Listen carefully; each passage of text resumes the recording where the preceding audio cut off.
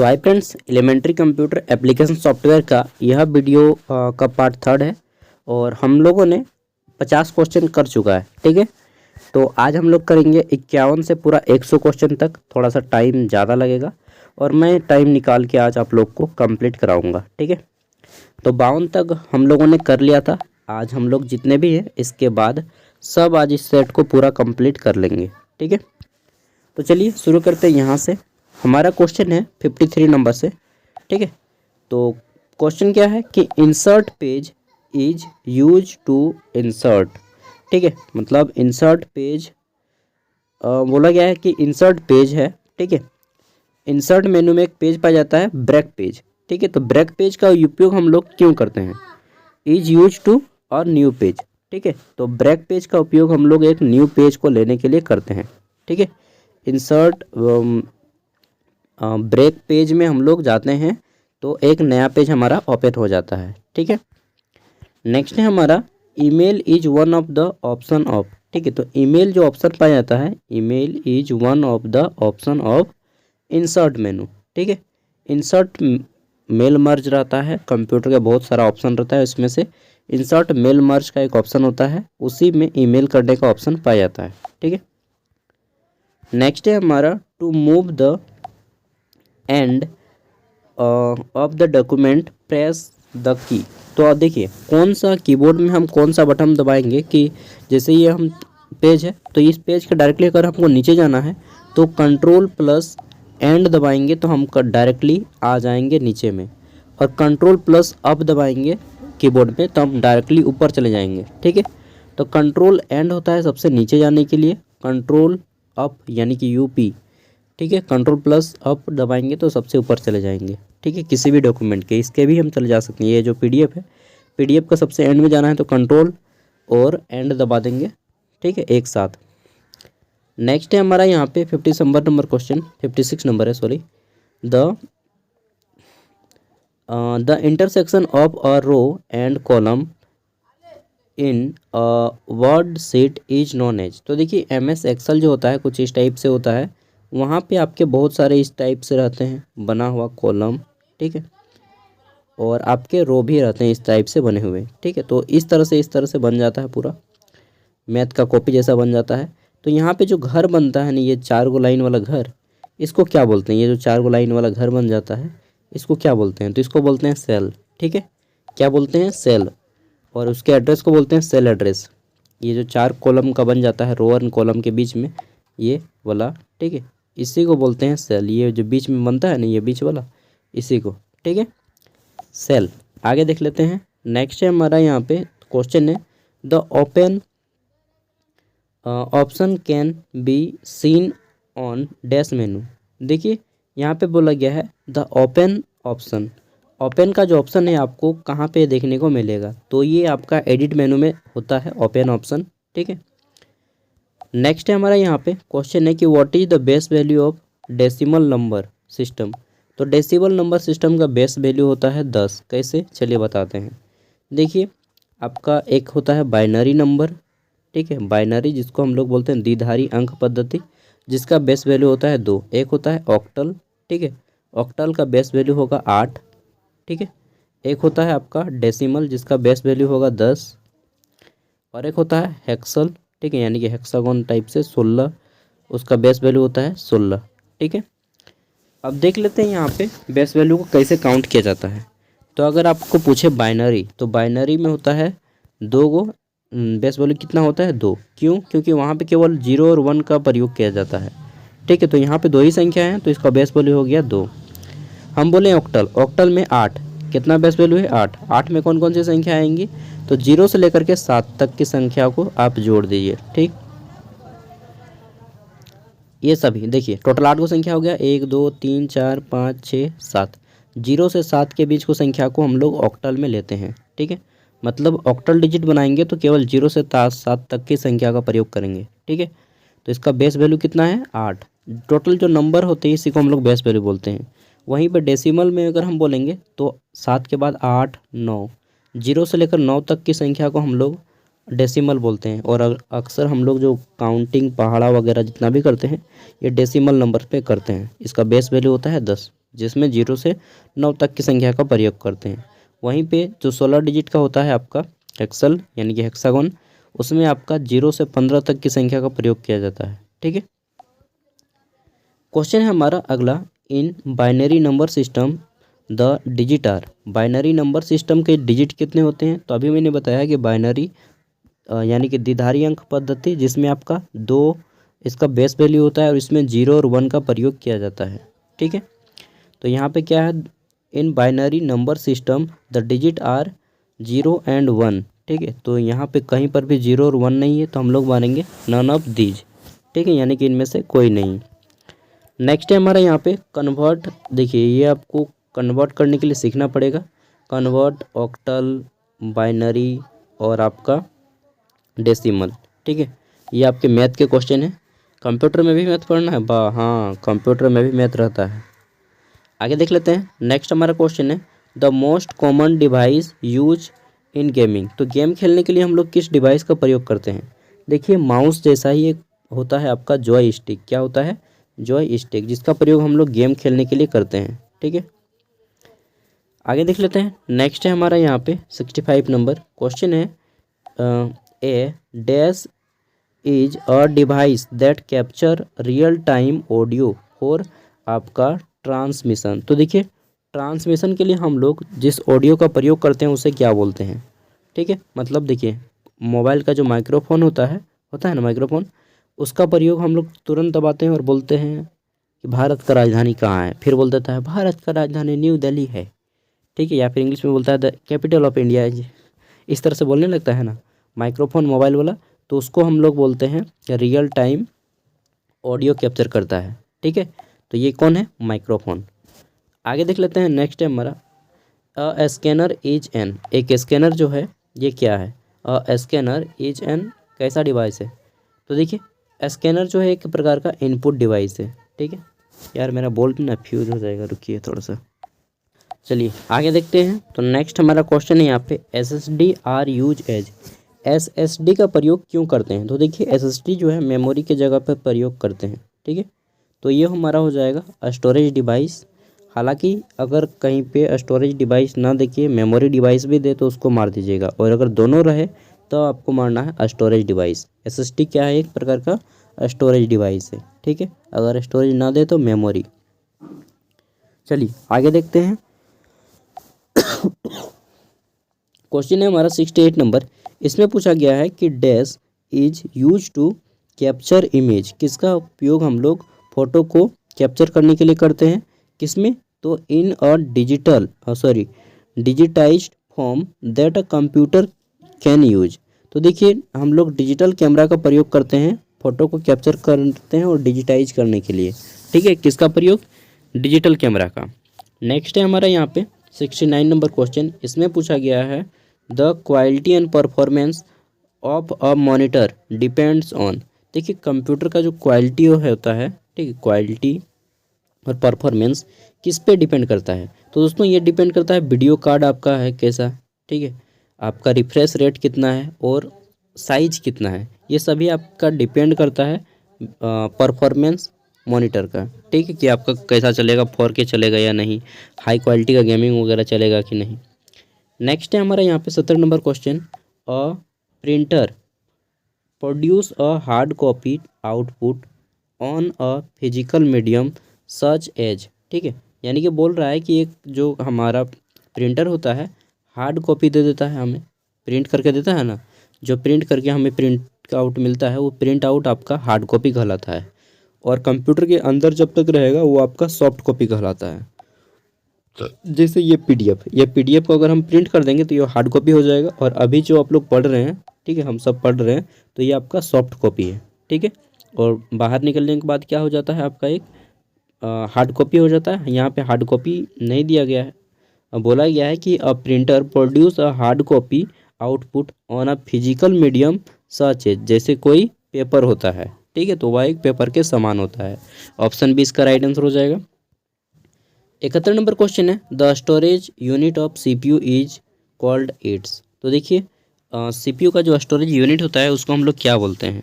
CPU का storage unit को हम लोग बोलते हैं, क्या बोलेंगे? कंट्रोल यूनिट नहीं होगा, देखिए इसको हम लोग या तो मेमोरी बोलेंगे या फिर रोम प्रोग्राम बोलेंगे, लेकिन यहाँ पे दोनों ऑप्शन में दे दिया है तो कंफ्यूज कर दिया है। ठीक है, अब दोनों ऑप्शन में आ जाए तब क्या मारिएगा, तो उस टाइम पे हम मार देंगे यहाँ पे the storage unit of CPU is called, the storage unit of CPU is called, इसको तब हम मेमोरी मारेंगे। ठीक है, अरे मेमोरी ही ज़्यादा अच्छा रहता है, लेकिन सबसे अच्छा रहेगा रजिस्टर अगर ऑप्शन में दे दे। ठीक है, रजिस्टर। नेक्स्ट है हमारा यहाँ पे क्वेश्चन है एन इक्विपमेंट, एक औजार डेट लुक लाइक अ, जो कैसा, और इक्विपमेंट हम औजार नहीं बोलेंगे, एक यंत्र या एक मशीन जो कैसा दिखता है, look like as a printer, printer जैसा दिखता है। उस मशीन का नाम बताना है जो एक प्रिंटर जैसा दिखता है और फोटोकॉपी मशीन भी जैसा दिखता है। ठीक है, और उसका प्रयोग हम लोग करते हैं किसके लिए, तो यहाँ पे बोल दिया गया है कि स्कैन करने के लिए प्रयोग करते हैं, तो उसको क्या बोलते हैं, स्कैनर बोलते हैं। ठीक है, स्कैनर। आगे देख लेते हैं 73 नंबर क्वेश्चन है हमारा, a computer mouse is another device. देखिए कंप्यूटर माउस एक प्रकार का हमारा क्या है, इनपुट डिवाइस भी है और पॉइंटिंग डिवाइस भी है। ठीक है, तो जब आपको इनपुट और पॉइंटर दोनों दे तब हम लोग मारेंगे पॉइंटिंग डिवाइस या पॉइंटर डिवाइस। ठीक है, और अगर ये ऑप्शन में ना रहे तब हम लोग मारेंगे इनपुट डिवाइस। कन्फ्यूजन है यार, बहुत ज़्यादा कन्फ्यूजन है ना ये सब छोटा छोटा चीज़ होता है। आगे देख लेते हैं, नेक्स्ट हमारा क्वेश्चन है अ मल्टीफिकेशन डिवाइस, एक मिनट, सॉरी मल्टीफिकेशन नहीं, मल्टी फंक्शनल डिवाइस है। ठीक है, और multi function device are also called, तो देखिए जो मल्टी फंक्शन डिवाइस मतलब एक साथ बहुत सारे काम कर सकता है, ऐसा डिवाइस, ऐसा उपकरण, उसको बोलते हैं ऑल इन वन डिवाइस। क्या बोलते हैं, all in one device. Next हमारा क्वेश्चन है कि एन ऑप्टिकल स्कैनर, एक ऑप्टिकल स्कैनर और simply scan is a dash electronic device use to read and capture printed text and image. ठीक है, तो एक ऑप्टिकल डिवाइस जिसका प्रयोग हम लोग क्या करते हैं, तो रीड पढ़ने के लिए करते हैं, पढ़ने के लिए करते हैं एंड कैप्चर करते हैं, और प्रिंट टेक्स्ट एंड इमेज। ठीक है, और प्रिंट टेक्स्ट एंड इमेज करते हैं। तो यहाँ पे हम लोग किसका प्रयोग करेंगे, light sensing scanner device simply scan is a light sensing, sound sensing, dark sensing या कंट्रोल्ड। देखिए इस क्वेश्चन में मैं क्या बताऊँ, ये लाइट सेंसिंग हो जाएगा। ठीक है, क्योंकि वो जो करता है सेंस, लाइट को सेंस करता है और जितने अक्षर होते हैं या फिगर होते हैं उसको कैप्चर करता है। ठीक है, तो ऑप्शन बी हमारा राइट आंसर हो जाएगा, स्कैनर के द्वारा लाइट सेंसिंग। ठीक है, नेक्स्ट है हमारा barcode and optical reader are. देखिए बारकोड और ऑप्टिकल रीडर क्या होता है, आपने कभी अगर एग्ज़ाम देने गया होगा एसएससी का, तो देखिए आपके एडमिट कार्ड में कुछ इस टाइप से बारकोड होता है ना, बारकोड, और उसको स्कैन करता है, इस टाइप से बारकोड रहता है, पूरा पूरा मतलब घिसा घिसा रहता है, ब्लैक ब्लैक, आपने देखा होगा बारकोड इस टाइप से रहता है, उसको स्कैन करते हैं। तो वो जो स्कैन करता है मशीन, जो होता है वो बंदूक जैसा, उसको क्या बोलते हैं, उसको बोलते हैं इनपुट डिवाइस। ठीक है, वो एक प्रकार का इनपुट डिवाइस है जो बारकोड स्कैन करता है। आगे देख लेते हैं, नेक्स्ट है हमारा यहाँ पे क्वेश्चन है कैथोड रे ट्यूब, शॉर्ट में बोलते हैं CRT, cathode ray tube monitor received information as a analog signal through a. तो देखिए जो हमारा कैथोड रे ट्यूब होता है वो इंफॉर्मेशन यानी कि सूचना को एनालॉग सिग्नल के थ्रू किस में कन्वर्ट करता है। ठीक है, to receive information as an analog signal through a, तो किसके माध्यम से करता है, cathode ray tube video card के माध्यम से या वीडियो कैमरा के माध्यम से या इलेक्ट्रॉनिक चिप, तो उसमें इलेक्ट्रॉनिक चिप लगा रहता है। ठीक है, इलेक्ट्रॉनिक चिप लगा रहता है। आगे देख लेते हैं, नेक्स्ट है हमारा यहाँ पे a central processing unit, CPU में क्या क्या होता है ये पूछा गया। सेंट्रल प्रोसेसिंग यूनिट कंटेंट्स, देखिए हमारा जो CPU होता है वो कुछ इस टाइप से होता है, आपने देखा होगा अगर कंप्यूटर चालू किया होगा, और यहाँ पे गोल गोल एगो बटन रहता है, इसको दबाना होता है तब जाके हमारा कंप्यूटर ऑन होता है ना। तो ये CPU में तीन गो चीज़ से बना होता है, CPU हमारा CPU तीन चीज़ों से मिलकर बना रहता है। पहला इसमें रहता है CU, क्या रहता है CU यानी कि कंट्रोल यूनिट। दूसरा रहता है इसमें ALU, एरिथमेटिकल लॉजिकल यूनिट। ठीक है, ALU और तीसरा रहता है इसमें मेमोरी, जिसको हम लोग रजिस्टर बोलते हैं। तो क्या क्या रहता है, CPU रहता है, CPU, ठीक है। अरे यार सी को पहले लिखना है, CPU, ALU और मेमोरी, तीन को चीज़ रहता है। तो देखते हैं ऑप्शन में, पहला ऑप्शन है हमारा यहाँ पे कि कंट्रोल यूनिट एंड एरिथमेटिकल, हाँ कंट्रोल यूनिट रहता है CU, इसी को बोलते हैं, C से कंट्रोल, U से यूनिट, CU रहता है। ALU रहता है यानी कि एरिथमेटिक लॉजिकल यूनिट, ALU का फुल फॉर्म होता है एरिथमेटिकल लॉजिकल यूनिट, ठीक है, तो ये भी है। और लॉजिकल यूनिट नहीं यार, CU एरिथमेटिकल लॉजिकल यूनिट, और मेमोरी कहाँ दिया है। फिर है हमारा यहाँ पे arithmetical logical unit and card reader नहीं, analytical engine and control unit नहीं यार, और रीडर प्रिंटेड डिवाइस। तो यहाँ पे तीन चीज़ रहता है, लेकिन यहाँ पे हमें दो ही चीज़ दिया गया है, ठीक है। तो हम लोग दो ही चीज़ मान के चलते हैं, ऑप्शन ए हमारा राइट आंसर हो जाएगा उस कंडीशन में, ठीक है। तीनों चीज़ दिया था तो भी हो जाता अच्छा, लेकिन दो ही चीज़ दिया है। नेक्स्ट है हमारा यहाँ पे देखिए, ये आपका डेसिमल है, इसको चेंज करने बोला है आपका फिर से डेसिमल में ही, ठीक है। नेक्स्ट है देख लेते हैं, तो ये मैथ का क्वेश्चन आपको सीखना पड़ेगा, ठीक है। मतलब यूट्यूब में सर्च मारिएगा ना कि ऑक्टल टू बाइनरी या बाइनरी टू डेसिमल, हालांकि मैं एक अलग से क्लास आपको ले लूँगा और आपको बाइनरी वाला सिखा दूँगा, ठीक है। नेक्स्ट देख लेते हैं, तो अगला है हमारा which file format can be added to a PowerPoint show, ठीक है। तो पावर पॉइंट शो जो है किसके, एक minute, which file format can be added, PowerPoint में इनमें से कौन सा फॉर्मेट पाया जाता है। तो देखिए JPG पे भी पाया जाता है, GIF भी पाया जाता है, GIF जो भुचुक भुचुक करते रहता है, देखे होंगे आप लोग, ठीक है। और एक है आपका वेब, तो ये भी पाया जाता है, यानी कि ऑल ऑफ दीज इसका राइट आंसर हो जाएगा। देखिए जब आपका एग्ज़ाम होगा तो आपके एग्ज़ाम में लगभग 8 से 9 क्वेश्चन ऐसे होंगे जिसमें का ऑप्शन केवल ऑल ऑफ दीज होगा, और जिसका भी ऑप्शन ऑल ऑफ दीज होगा आपको उसको आंख बंद करके टिक लगा देना है, ठीक है। मतलब 9 से 10 क्वेश्चन आपके एग्ज़ाम में ऐसे ही सही हो जाएगा केवल ऑल ऑफ दीज का ऑप्शन देख के, ठीक है। तो 10 को तो सही हो गया, और 75 में आपको पास करने के लिए लाना है 30 नंबर, आपके एग्ज़ाम में 30 को क्वेश्चन सही करना होगा 75 में से, सब ऑब्जेक्टिव रहेगा, ठीक है। हालांकि पेपर हिंदी में भी आना चाहिए, क्योंकि दोनों भाषा में रहेगा तो ज़्यादा बेटर रहेगा, और झारखंड एक हिंदी भाषी राज्य है, तो यहाँ का पेपर हिंदी और इंग्लिश दोनों भाषाओं में रहना चाहिए, ठीक है। और अभी तक जितना भी बार पूछा गया है ये पेपर इंग्लिश में पूछा गया है, इसलिए मैं आपको हिंदी में नहीं दे पा रहा हूँ। बाकी हिंदी में भी मैंने 4-5 वीडियो अपलोड किया है, ठीक है। अगला है हमारा विच shortcut make a select text italic, ठीक है। इनमें से किस शॉर्टकट की का प्रयोग हम लोग इटालिक के लिए करते हैं। तो Ctrl+I का प्रयोग हम लोग इटालिक के लिए करते हैं, इटालिक मतलब टेढ़ा लिखा जाएगा, ठीक है। मैं शॉर्टकट की का एक अलग से आपको क्लास दे दूंगा। नेक्स्ट है हमारा क्वेश्चन है a website is a collection of, website किसका कलेक्शन होता है। तो देखिए वेबसाइट में हमारा एक फेवरेट ऑप्शन है यहाँ पे ऑल ऑफ दीज, ये टिक लगा दीजिएगा, सही है यही। तो वेबसाइट जो है वहाँ पे आपका ग्राफिक फाइल्स पाया जाता है, HTML डॉक्यूमेंट पाए जाते हैं, ऑडियो एंड वीडियोस भी पाए जाते हैं, ठीक है। तो हमारा सबका कलेक्शन रहता है, कलेक्शन मतलब समूह। आगे देख लेते हैं, नेक्स्ट क्वेश्चन है यहाँ पे पूछा गया है MIPS रेफर टू, MIPS का फुल फॉर्म पूछा गया है। MIPS का फुल फॉर्म क्या होता है।